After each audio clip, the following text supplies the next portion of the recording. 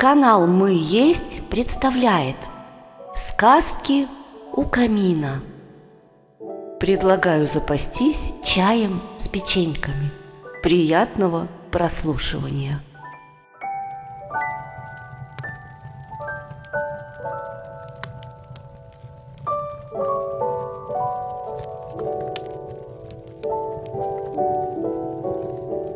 Елена Бекетова.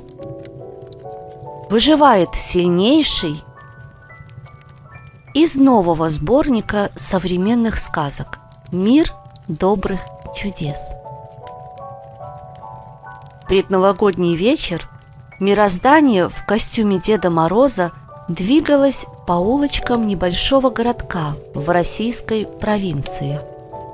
Как этот старичок в красной шубе с меховой оторочкой умудряется одновременно попадать во все города и села, нам неведомо.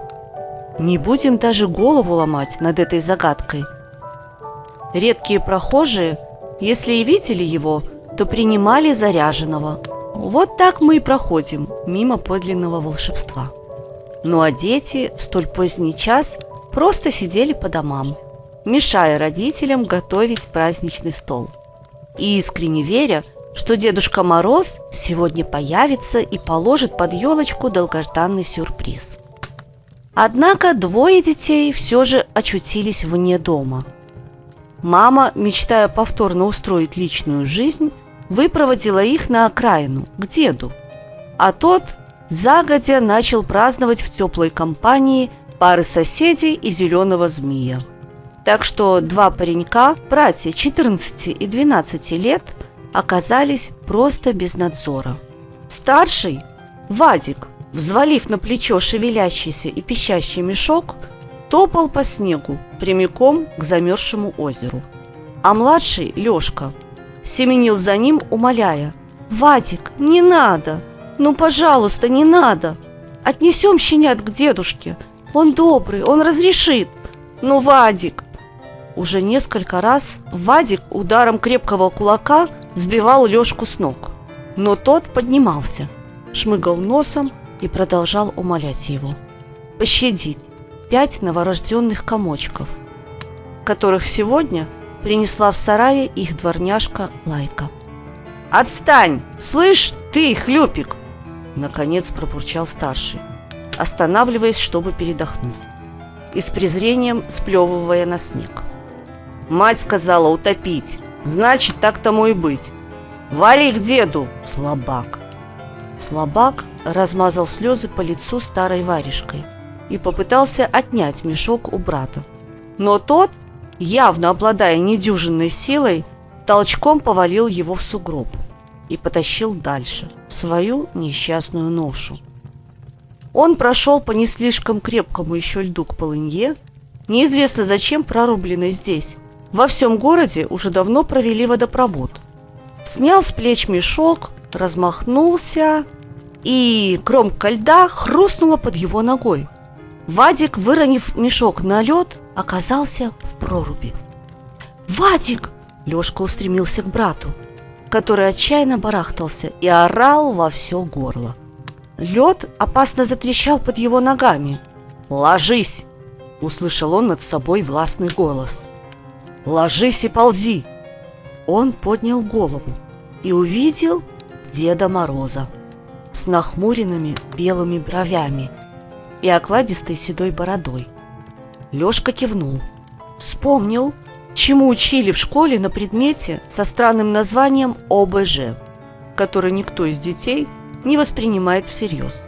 Лег и, неумело переваливаясь, пополз к полынье. «Шевелись быстрее! Слабак, хлюпик, надрывался старший, захлебываясь и бестолково колотя руками по воде и ледяной крошке. «Да ну, помогите!» «Сейчас, Вадик, миленький, сейчас!» Лешка добрался до края проруби и протянул руку брату. Тот так резко дернул, что едва не утянул младшего за собой в воду. Но тот бесстрашно протянул руку вновь, не забыв при этом отодвинуть мешок подальше от края. Как вдруг почувствовал, что кто-то крепко держит его за ноги.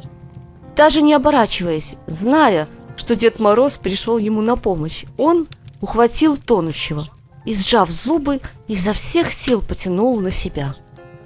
«Ложись, дурень, грудью на лед! Да не молоти руками! Потонешь!» — командовал между тем Дед Мороз. И с неожиданной для старика силой продолжал тащить Лёшку за ноги.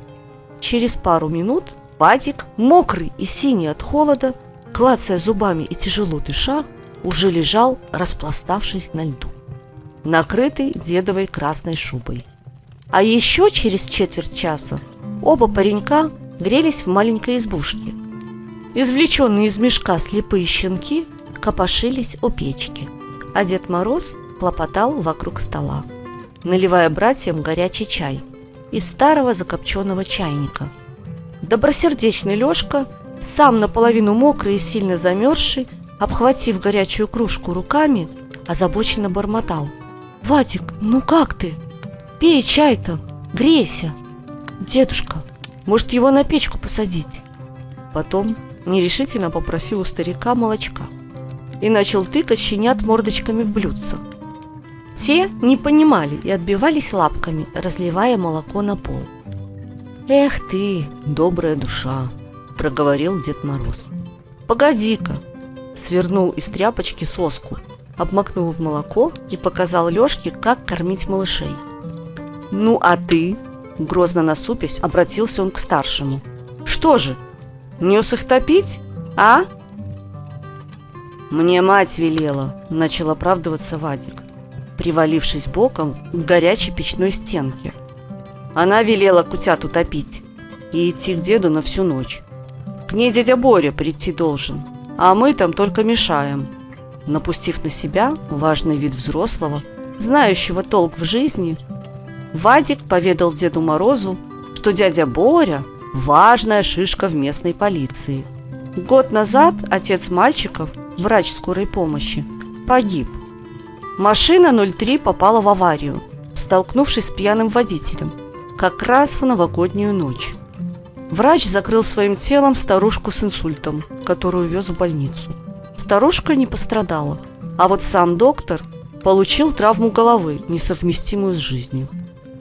Виновный в аварии пьяный водитель отмазался крупной взяткой, которую дал тому самому дяде Боре, ведшему дело, и ДТП списали на несчастный случай по причине гололедицы.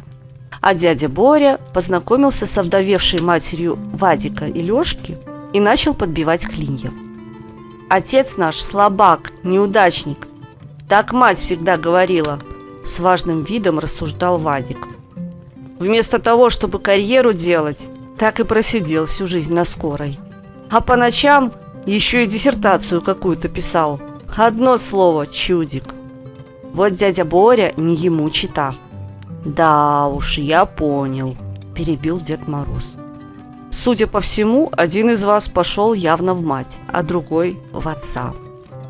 «Да», – не замечая иронии, хвастливо продолжал Вадик, – «я весь в мать. Вот вырасту, стану как дядя Боря. Или даже еще выше пойду. Может, я президентом стану».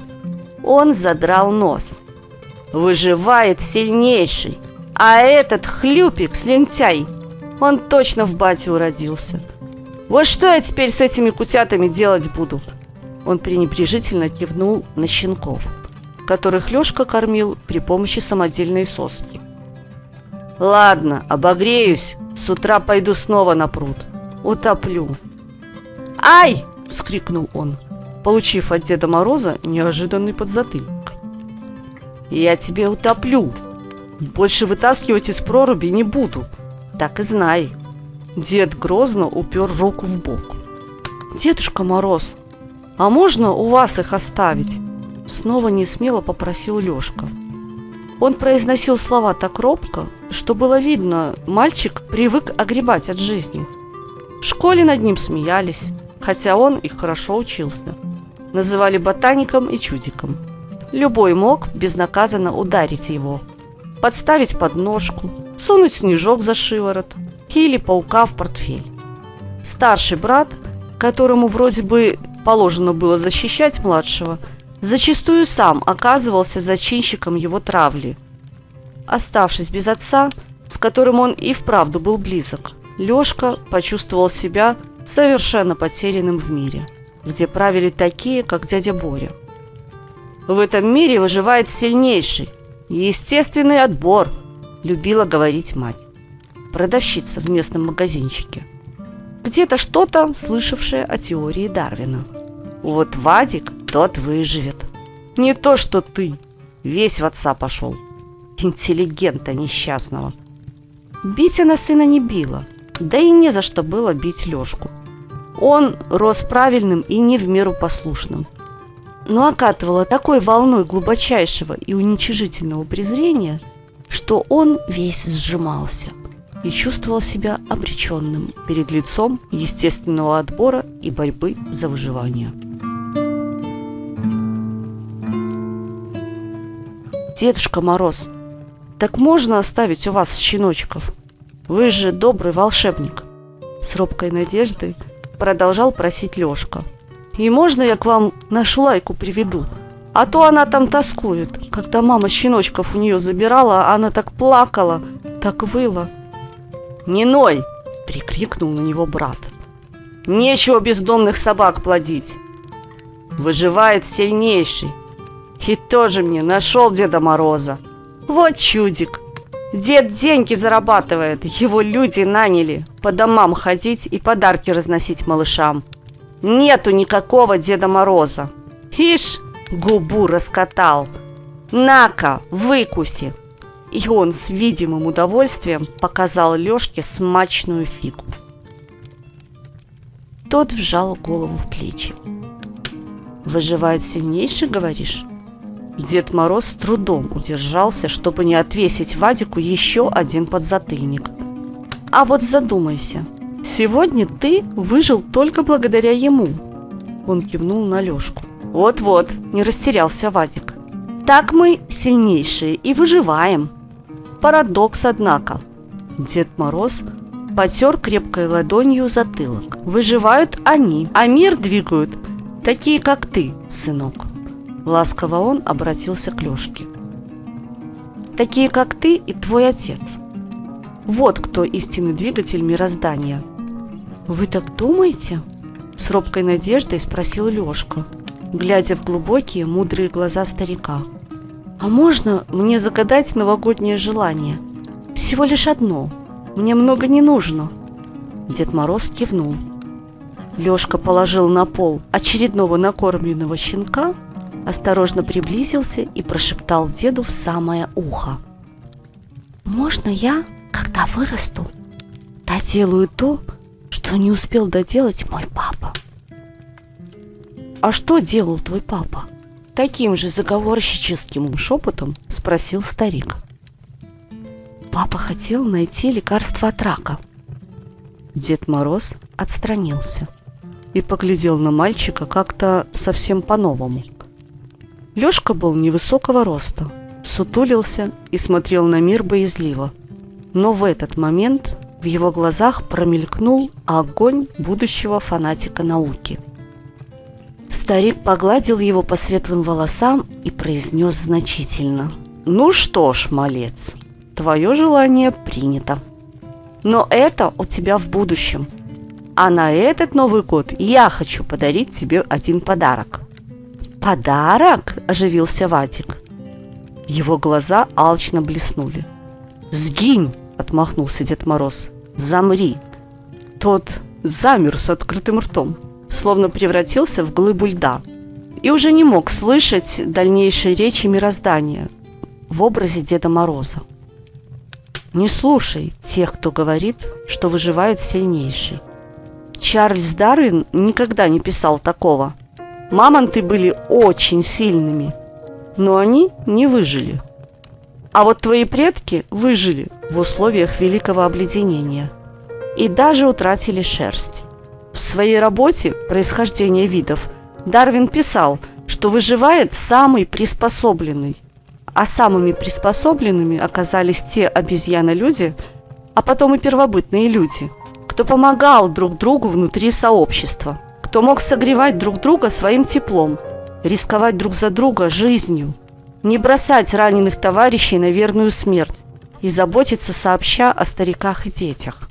Именно они смогли пережить ледниковый период и пронести сквозь холод огонь своих сердец. Когда ты вырастешь и получишь хорошее образование, а ученый-врач должен быть очень хорошо образован, если желает найти лекарство от рака, то узнаешь, что у Дарвина есть еще одна работа «Происхождение человека». Правда, название там длиннее, и ты пока его не поймешь. Так вот, в ней он доказывал, что первобытные люди имели моральное чувство, которое сыграло большую роль в их выживании. Запомни, выживает самый приспособленный, а мир двигают самые моральные. Нет, скажу точнее, самые человечные. Лёшка слушал его, затаив дыхание, а мироздание, ласково притянув его к себе, продолжало. Но раз уж развелось много таких, как он, мироздание кивнуло в сторону оцепеневшего Вадика, которые говорят, мол, выживает сильнейший, то вот мой тебе подарок.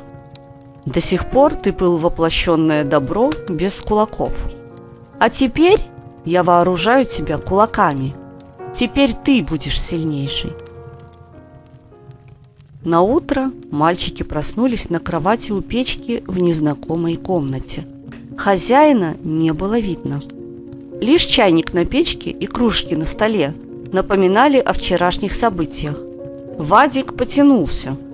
Привычно больно ткнул брата локтем. Поискал по шкафам поесть. Не нашел. Схрустел несколько завалявшихся кусков сахара, не дав Лёшке ни одного. Потом начал запихивать сонных щенков в злополучный мешок. Лёшка выдернул мешок из его рук.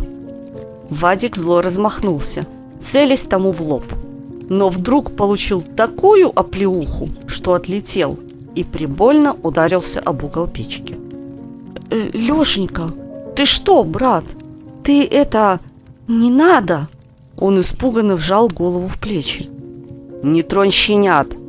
Голос Лёшки звучал спокойно, но очень твердо. «Тронешь, хуже будет. Я сейчас приведу сюда Лайку. Можешь нажаловаться матери, если желаешь. А впрочем, ей сейчас не до тебя. Она там с дядей Борей». Губы Лёшки впервые в жизни тронула легкая язвительная улыбка.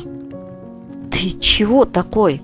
– осипшим от страха голосом бормотал Вадик. «У тебя жар, что ли, после вчерашнего?» Тот не снизошел до дальнейших объяснений. Сунул брату в руки высохшую куртку и шапку, молча вытолкнул его за дверь и решительными шагами отправился за тоскующей Лайкой.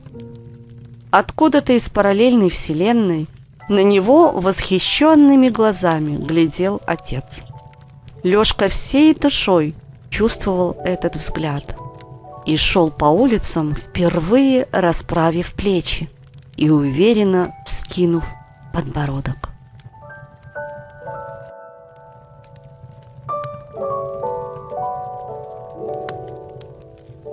Сказку для вас озвучила я, Марина Абазовик.